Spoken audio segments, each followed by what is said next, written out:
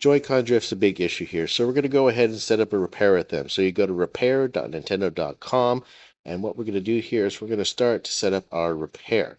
So we're going to go repair, and then we're going to go start troubleshooting. And it's going to open up separate windows here on your browser. So we're going to set up a repair for a Nintendo product here.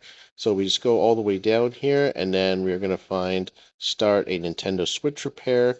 And then we're going to go here, and then it's just going to go set up repair for your Joy-Con on this link here.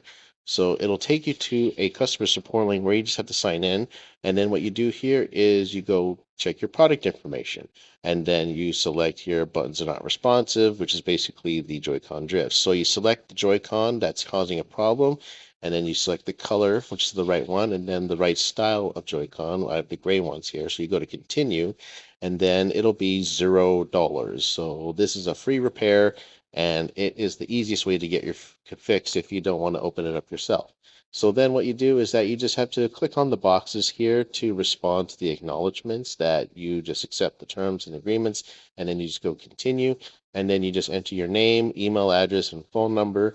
And I'm just going to leave that part out here. So what you do is after you do that, you can then click on this box here if you want more prompts, and you just go to continue. You can just get email updates as long as you do that. So then what you do is you enter your shipping address here.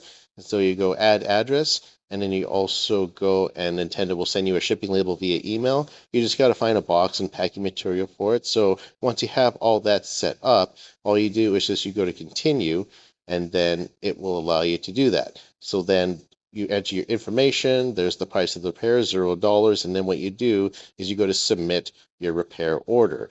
And then what it'll have you do next is that it'll open up a window that will show you what you need to put in. So the repair number, first and last name, address, city, follow the instructions in the email, and then you're good to go.